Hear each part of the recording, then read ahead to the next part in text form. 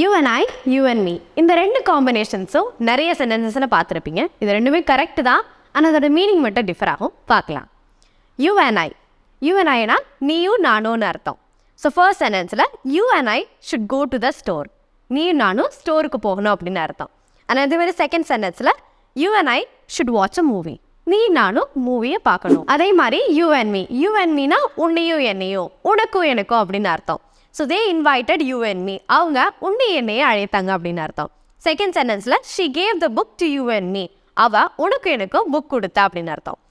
இதே மாதிரி you and ஐ ரெண்டுமே கிளப் பண்ணால் நம்ம வந்து வி யூஸ் பண்ணுவோம். அதே மாதிரி யூ அண்ட் மீயை கிளப் பண்ணால் நம்ம வந்து ஆஸ் யூஸ் பண்ணுவோம். ஸோ இந்த சென்டென்ஸை பாருங்கள், they invited you and me. So you and மீக்கு பதில் நம்ம ஆஸ் போட்டோம்னா தே இன்வைட்டட் ஆஸ், அவங்க நம்மளை அழைத்தாங்க அப்படின்னு அர்த்தம். இது ரொம்ப இன்ட்ரெஸ்டிங்காக இருக்கலாம். ஸோ இதே மாதிரி இன்னும் நிறைய விஷயங்கள் இன்ட்ரெஸ்டிங்காக கற்றுக்கணும் அப்படின்னா மறக்காம ஆங்கிலோஃபோன் பேஜை ஃபாலோ பண்ணுங்கள். Anglophone, your phone is your English teacher.